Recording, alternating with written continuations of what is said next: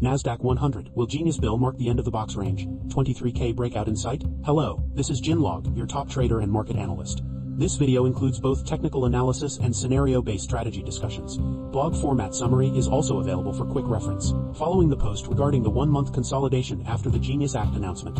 After the Genius Bill announcement, NDX entered a one-month box range. With rhythm expansion now underway, key technical zones are being revisited.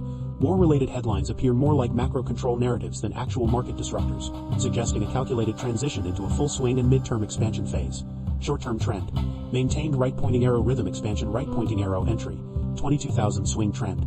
Maintained right pointing arrow rhythm expansion right pointing arrow entry. 21,650 midterm trend. Maintained right pointing arrow rhythm expansion right pointing arrow entry. 21,500 current price. 22,534. 5. Investment outlook short term.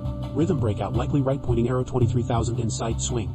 Solid uptrend right pointing arrow target 24,900 midterm. Long range continuation to 26,270 expected 6. Chart commentary. This is the chart for the Nasdaq 100. Highlighted zones mark key merge points in short-term trends with bullish structure. The closer we are to swing or midterm trend lines, the higher the probability and yield. Always monitor rhythm and wave formations on each chart. 7. Rhythm analysis short-term rhythm. Expanding right pointing arrow confirmed if 22,000 holds swing rhythm. Entry at 21,650 shows upside potential in expanded structure, midterm rhythm. Expansion phase activated right pointing arrow momentum buildup from 21,500. 8. Financial overview. Index-based report, individual earnings not detailed.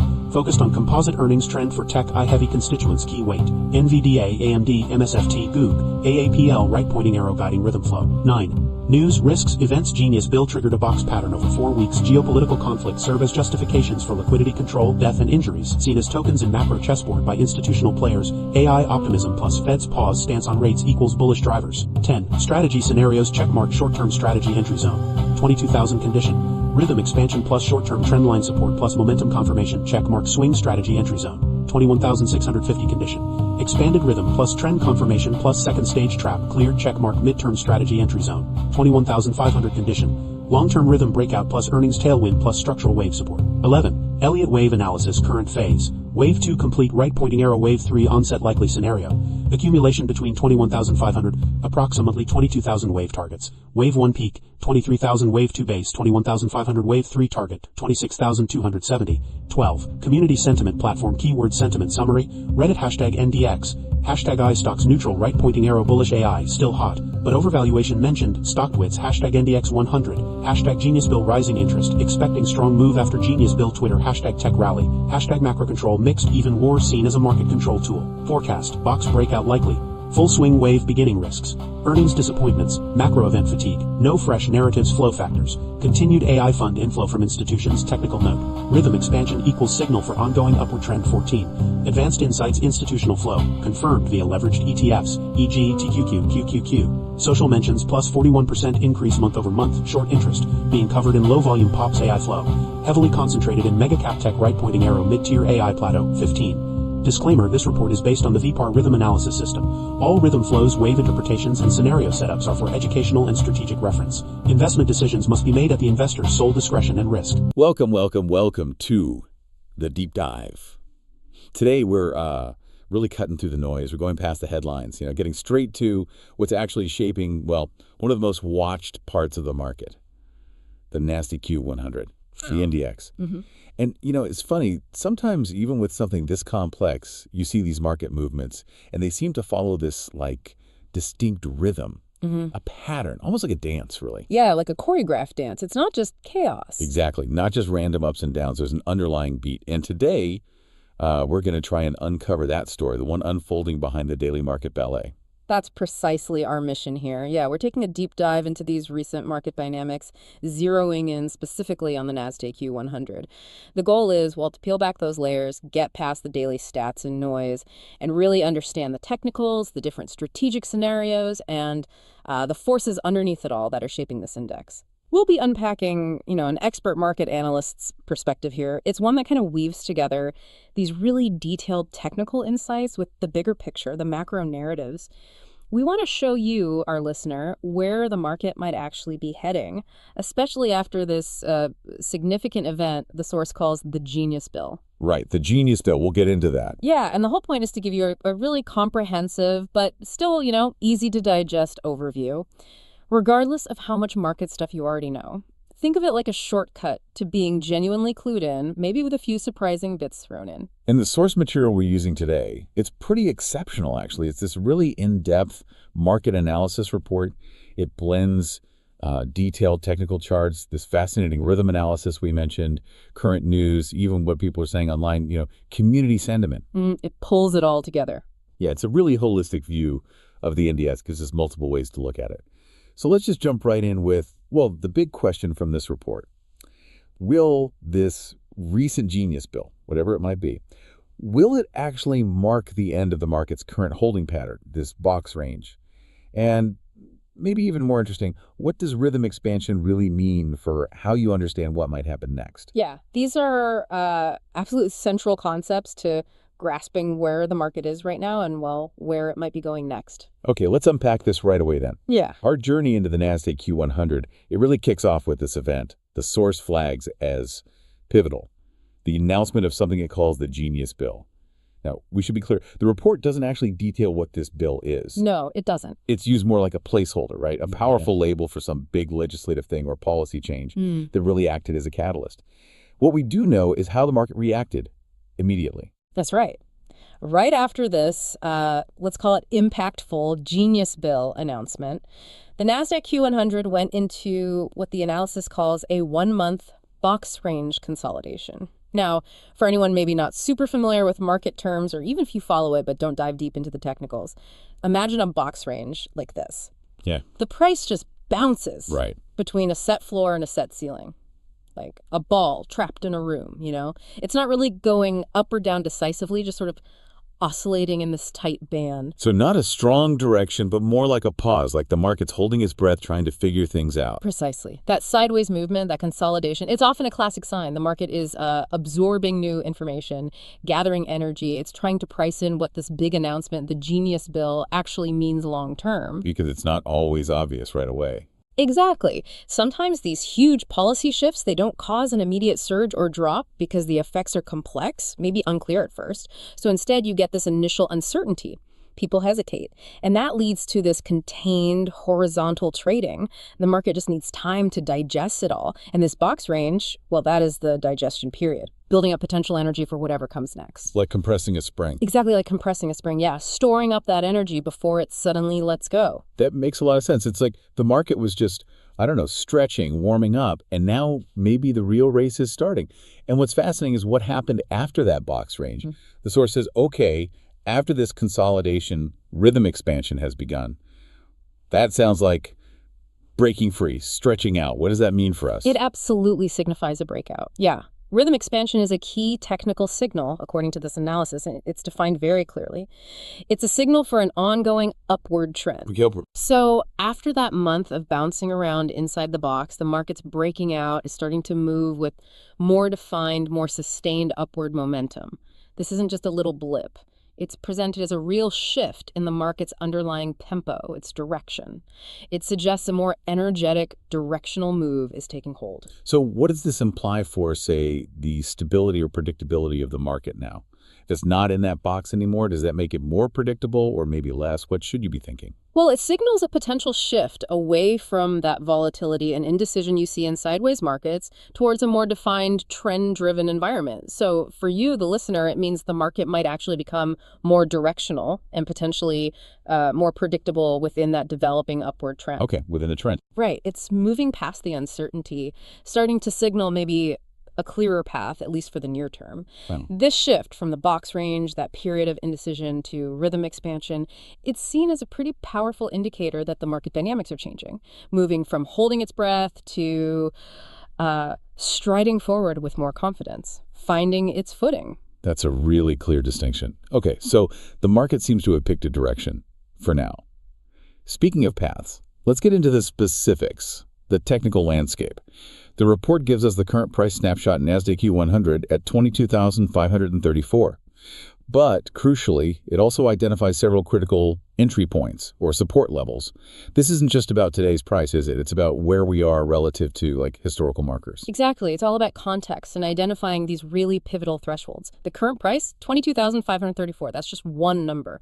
What's really useful here are these specific entry points and support levels the analysis highlights for different time frames, different trend horizons.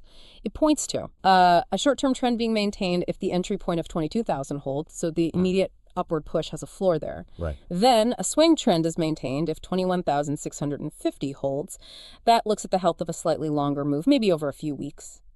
And finally, a midterm trend maintained if 21,500 holds. This is the deepest, most significant support level mentioned here, reinforcing the overall longer-term bullish structure, often looking out over months.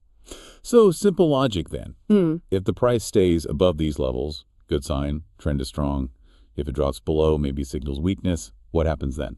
Precisely. Think of these entry points like foundation layers for a building. If the price stays above these specific levels, it just reinforces that upward trend for that time frame, short, swing, or mid. It suggests buyers are active there, preventing drops. But conversely, if the price were to fall below one of these levels, it could signal a significant weakening of that particular trend, potentially a shift in momentum, maybe even a reversal. It would definitely require a rethink of the market's direction.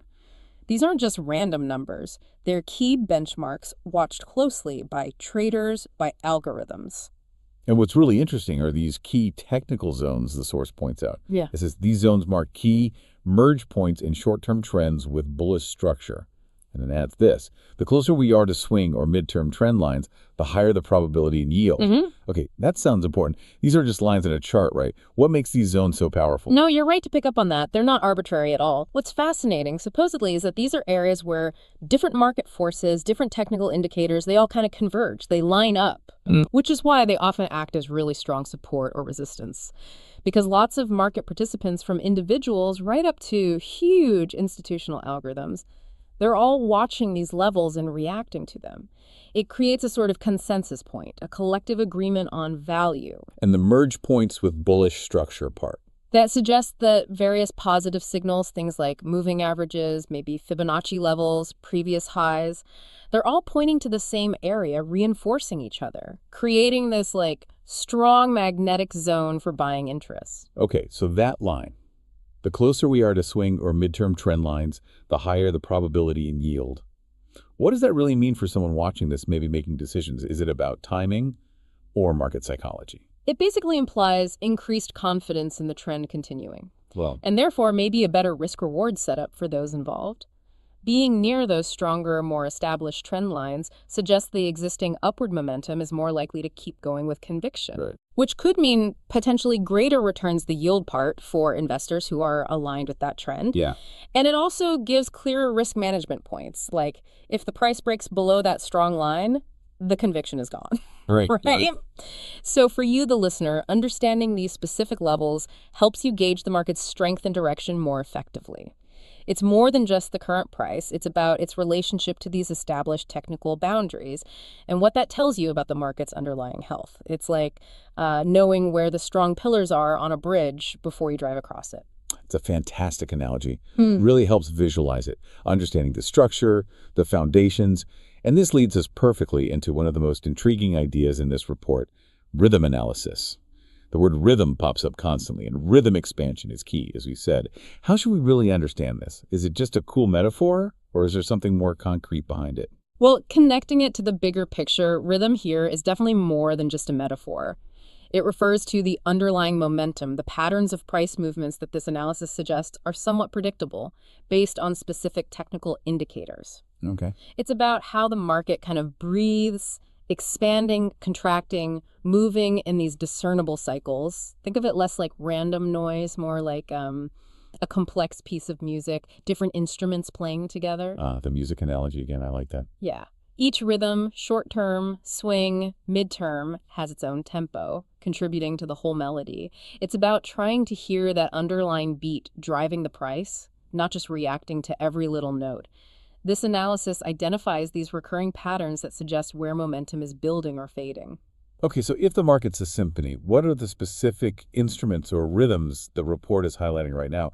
what are they telling us about the current performance? Right, let's break them down, and we can go from the immediate pulse to the broader beat. Okay. First, short-term rhythm. The report says this is currently expanding, and it's confirmed if 22,000 holds.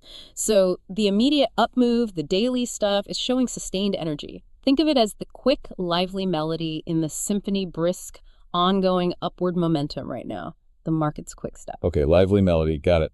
What's next? Next is the swing rhythm. The entry point here is 21,650, and the analysis says this shows upside potential in expanded structure.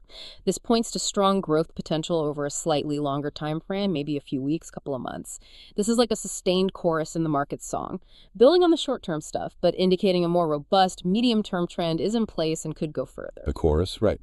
And the big one, the midterm. Exactly, the midterm rhythm.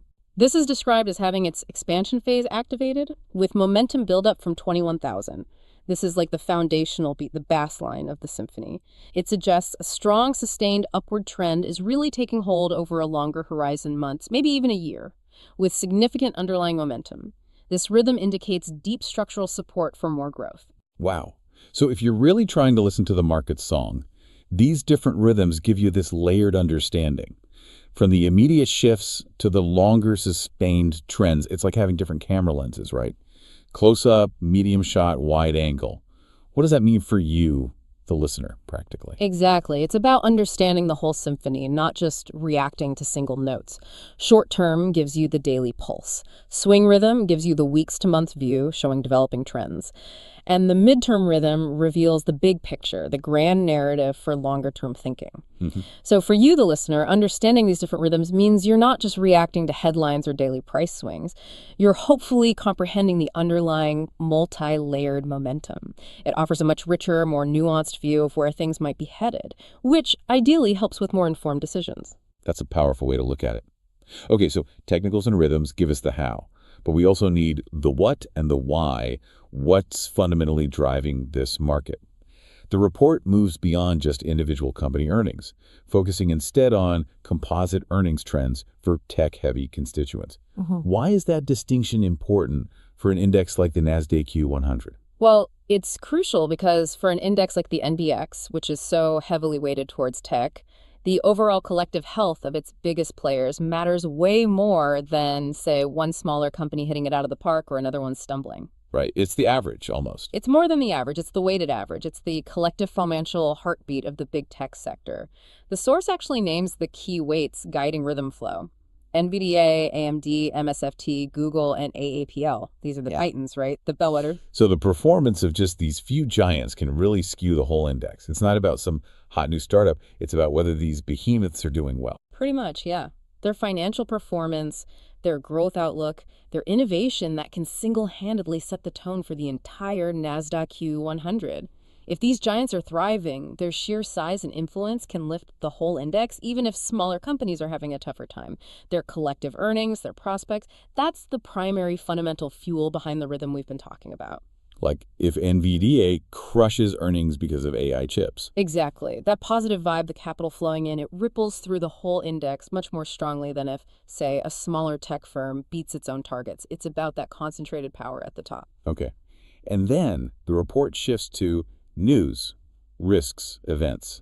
And this is where it gets really interesting, sometimes a bit unsettling maybe. We know the Genius Bill apparently triggered that 4-week box pattern, but then it talks about geopolitical conflicts. It says they serve as justifications for liquidity control. And then get this, death and injuries seen as tokens in macro chessboard by institutional players. Wow, that's a deeply cynical view. It is, yeah. It's a provocative and frankly unsettling perspective from the source. And it's really important we just report this impartially, as their view, not ours. Right, absolutely. The analyst isn't saying these events aren't tragic on a human level. They're framing it purely from a strategic market viewpoint.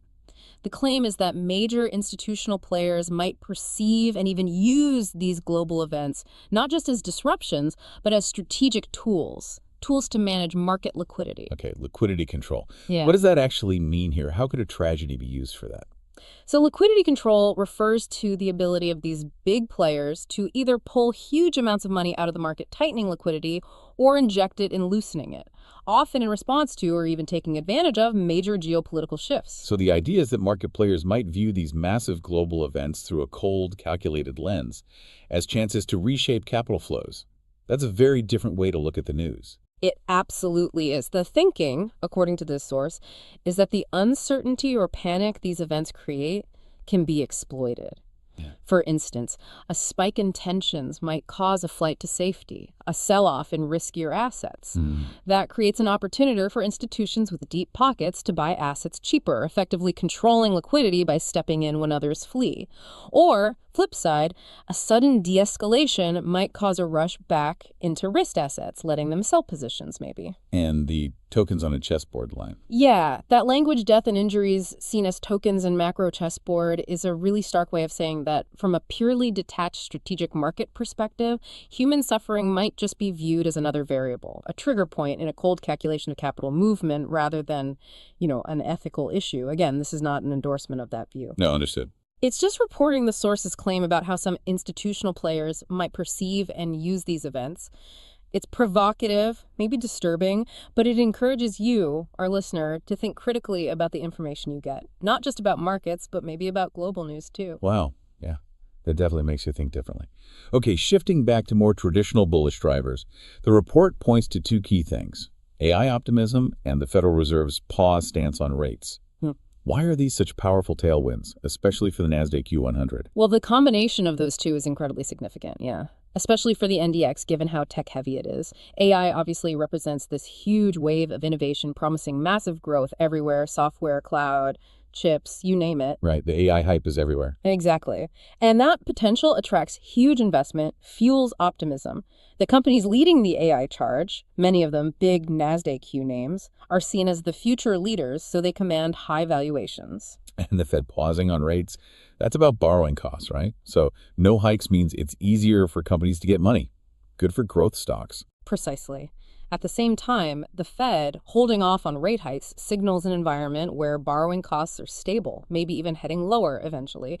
That makes it cheaper for companies to invest in R&D, expansion stuff tech companies do a lot. And it also makes growth stocks look more attractive to investors compared to, say, safer bonds, where the return isn't going up. So you have this combination: groundbreaking tech driving growth, AI, plus supportive monetary policy, easy money. That explains a big chunk of the market's upward momentum right now. It's like fertile soil for tech and growth stocks to thrive, even with those other global headwinds or cynical narratives floating around. Okay, so understanding all these pieces, the technicals, the macro, the rhythms, the drivers, leads us to the practical side, strategies. The report lays out these distinct frameworks for different time horizons. These aren't like, do this advice, right? More like roadmaps. That's exactly it. They're definitely not prescriptive advice telling you what to do. They're presented as detailed frameworks for strategic reference to help you understand how all these insights could translate into potential actions for different types of market participants, whether you're thinking short-term, medium-term swings, or long-term growth. The point is that a good market view should lead to flexible thinking, not just one rigid approach. Okay, let's break down the three scenarios. First up, the short-term strategy. Who is this aimed at? What are the signs? So the short-term strategy, the report gives an entry zone around 22,000. The conditions needed are that rhythm expansion we talked about, clear support at the short-term trend line, and ongoing momentum confirmation. This is really geared towards quick moves, capturing immediate upward momentum confirmed by those technical signals. Think day traders, very active investors looking for rapid responses, maybe holding for just hours or days. They're focused on that immediate melody of the market. Okay, the quick melody, then there's the swing strategy. Sounds like a slightly longer view. Correct. The swing strategy suggests an entry zone near 21,650. Conditions here are an expanded rhythm, solid trend confirmation, and something the report calls second stage trap clear.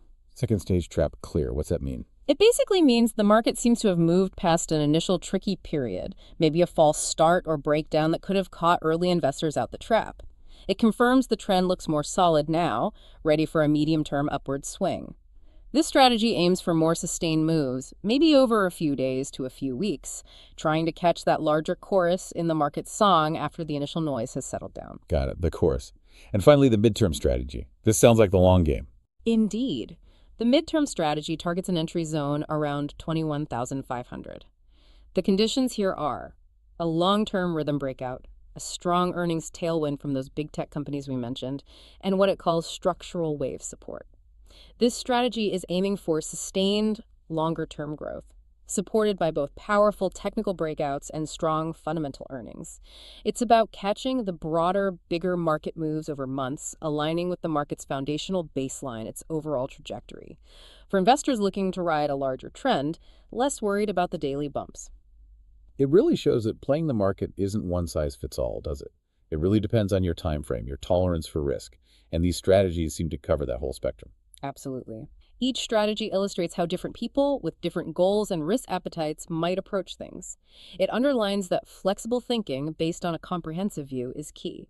It allows you, the listener, to think about which framework might resonate most with your own investment style and horizon. This whole idea of rhythm and now structural wave support, it leads us perfectly into the wave theory section. For anyone not familiar, can you give us the quick version of wave analysis or Elliott wave theory?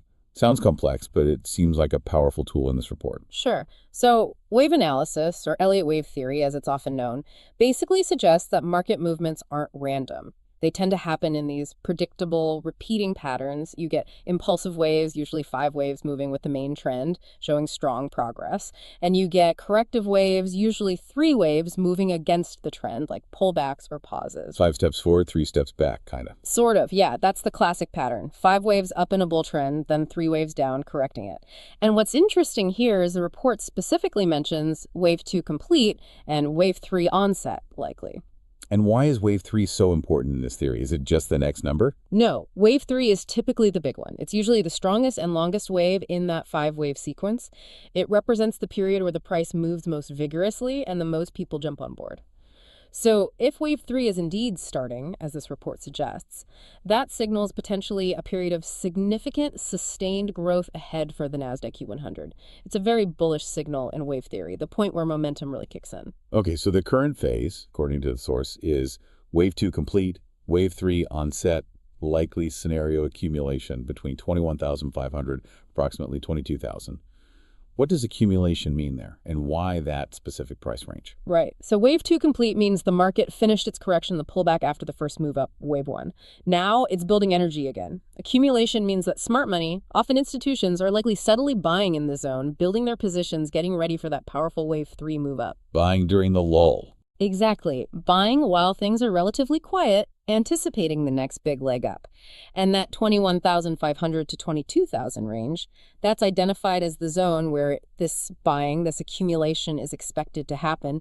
It's like the launchpad for wave 3, a consolidation before the next big push. And the report actually gives specific wave targets. That really puts numbers on this, doesn't it? It makes it feel more concrete. It absolutely does. The analysis lays out a clear potential path with actual price targets. It makes the whole abstract wave concept much more tangible, always remembering these are projections, of course. Right. So what are the targets? According to the source, the wave 1 peak was identified back at 23,000. That was the initial move up.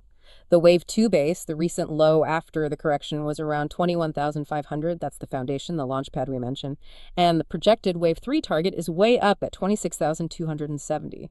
That represents the anticipated strong, sustained upward move. Wow, 26,270. Okay, so for you, the listener, these targets give a really tangible sense of the potential upside here. It's not just it might go up, but a specific destination marker based on this framework. Exactly. It provides a numerical context for the bullish case, helps build a picture of where the market might be heading based on these patterns rather than just reacting to today's price. Okay, we've hit technicals, macro, rhythms, waves. But what about the crowd? What are people actually saying? The report looks at community sentiment from places like Reddit, Twitter. This is always fascinating. How does popular opinion line up, or not, with the expert analysis? It really adds another dimension, yeah. Understanding the mood out there, especially among retail investors on these platforms, it can either confirm the technical view or provide a really interesting counterpoint. It's like taking the market's emotional temperature, which can definitely drive short-term moves or signal shifts in thinking. So let's look at the specifics. First, Reddit, using hashtags #NDX, #stocks. What's the vibe there? On Reddit, the sentiment is described as neutral-leaning bullish, but with a keynote. AI, still hot, but overvaluation mention. Ah, okay. So mostly positive, but some worries creeping in. Exactly. Cautious optimism seems to be the feel. People are still excited about AI, see it as a driver, but there's this undercurrent of concern about prices maybe getting too high, too fast. Is it sustainable? A mix of excitement and maybe a little bit of anxiety. Okay. How about stock twits? Using hashtag NDX100 and hashtag GeniusBill, are they more bullish? StockTwits seems more straightforwardly excited. The report notes rising interest expecting strong move after Genius Bill. This sounds like direct anticipation of a breakout, linking it right back to that Genius Bill catalyst. It suggests a clear bullish expectation where, like, they think the box range is done and the move is coming, more focused on the immediate trigger, it seems. And finally, Twitter.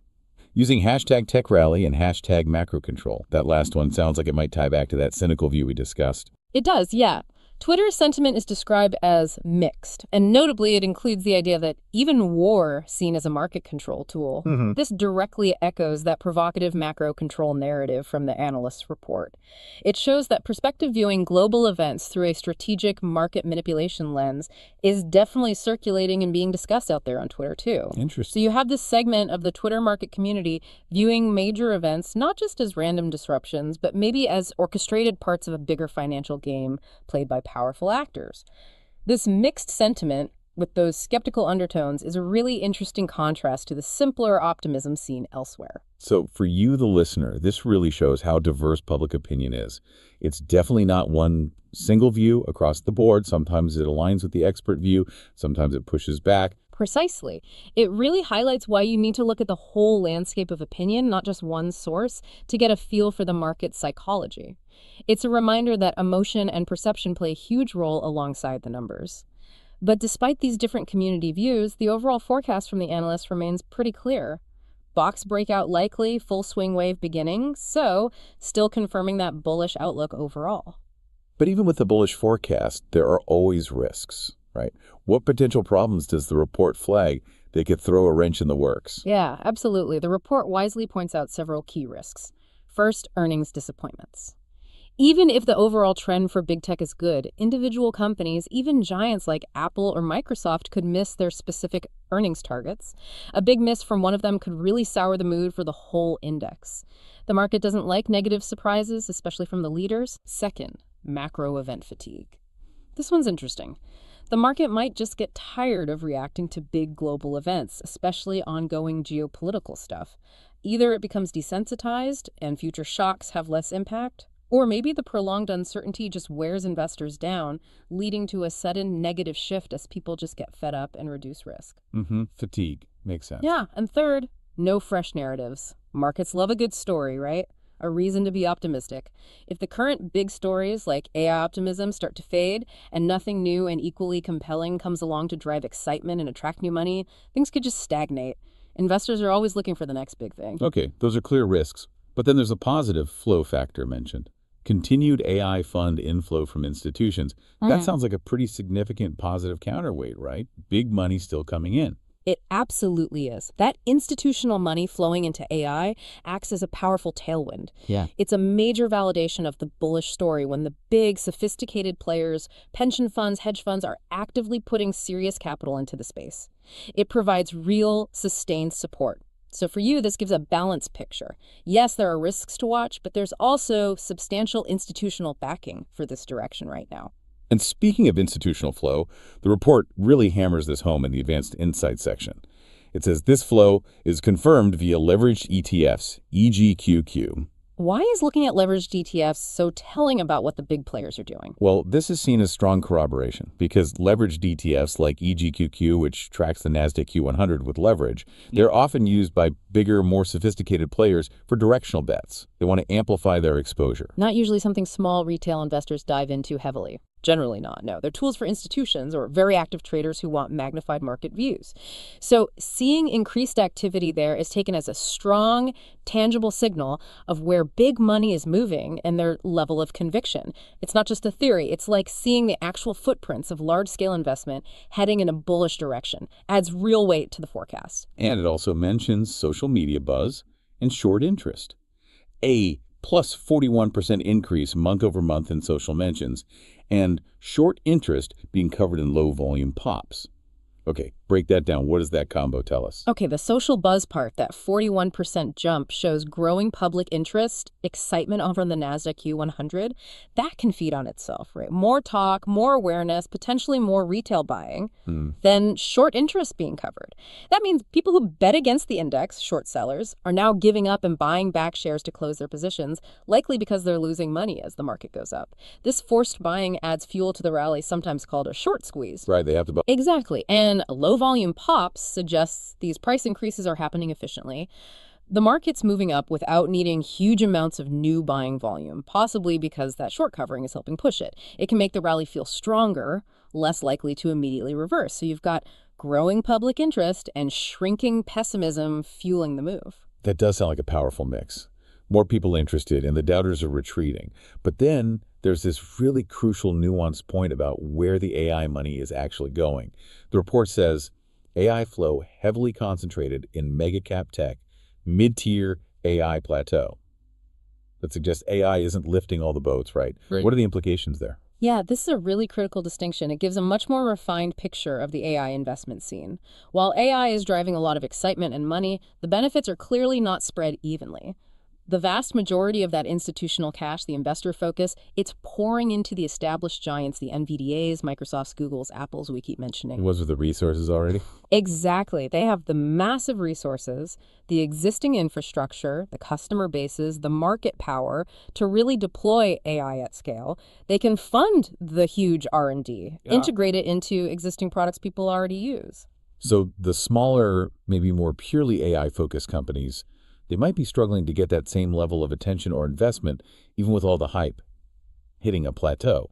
Sounds like a winner-take-most situation. That's precisely the implication. Yeah, winner-take-most is a good way to put it. It means that while the overall AI story is bullish, you need to be really discerning about where the money is actually landing. Smaller or mid-tier AI firms, even if they have cool tech, might just lack the scale, the funding, the market reach to attract the same flood of institutional capital right now. They hit a plateau because the big money is prioritizing the established players, seen as safer, more scalable bets.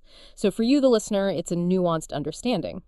General AI optimism doesn't mean every AI stock is a guaranteed winner. Far from it. It highlights that concentration, and it really matters for diversification, for assessing risk in smaller companies, and for understanding where the core growth is currently expected. Okay, wow. We have covered so much ground here. Layer after layer of this market. Let's try and bring it all together now. Summarize the actual predictions from this deep analysis, pulling in the technicals, rhythms, waves, macro stuff. What's the bottom line? The investment outlook for the Nasdaq Q100 on the road ahead, according to this source. Right. Synthesizing everything, the analysis presents a pretty optimistic picture with very specific targets based on that blend of technicals, rhythm, and wave theory we're looking at. A short-term rhythm breakout is seen as likely, with an immediate target of 23,000. That's for the near-term view.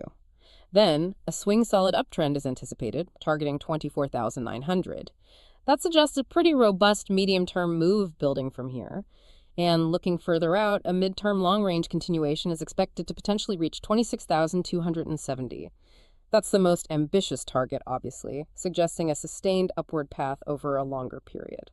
And you mentioned earlier about probability and yield being higher, closer to those key trend lines. Does that idea support the confidence in these longer-term targets too? It absolutely does. Yeah, that principle connects back to our discussion on those key technical zones. The fact that the market is showing these strong rhythm expansions and apparent wave formations while near these important established support levels, that increases the calculated probability that these upward targets could be met. And crucially, it suggests the potential returns, the yield. For those aligned with the trend might be higher because the market appears to be moving with strong conviction from a solid base. So for you, the listener, these targets offer this clear potential roadmap for the Nasdaq Q100. Tangible numbers to think about, grounded in all the analysis we've just walked through. It helps build that multi-layered picture of where the market might head, not just reacting to today, but understanding the forces driving its potential future. And there you have it. What an incredible deep dive into the Nasdaq Q100. We've seen how this really key index is potentially breaking out of that recent box range, driven by this underlying rhythm expansion, backed by strong tech fundamentals, especially those huge companies like NVDA and Microsoft. We looked at the big tailwinds, AI optimism, the Fed's stance, seemingly confirmed by significant institutional money flowing in. And we navigated all that alongside some really fascinating, sometimes unsettling macro ideas and clearly identified risks like earnings misses or just plain fatigue. Hopefully, you now have a much more layered understanding of these complex market dynamics, moving way beyond just the headlines to a more informed, more nuanced perspective. Indeed. We've really explored how technical analysis, this rhythm concept, wave theory, they can provide a framework. And how even things like community sentiment and institutional flows add pieces to the puzzle. It's about trying to see the market as this dynamic system, maybe with underlying patterns, not just random noise. So, as you go about your day, thinking about the news, making decisions, maybe consider this. If market patterns really can follow these rhythms and waves, and if, like our source suggested, even huge global events might be viewed by some powerful players as just tools for liquidity control, how might understanding those hidden narratives, those potential underlying patterns, fundamentally change how you approach information? It's a provocative thought. Maybe it pushes you to always look a bit deeper, question the surface level, not just in markets, but maybe in life itself. Thanks for diving deep with us.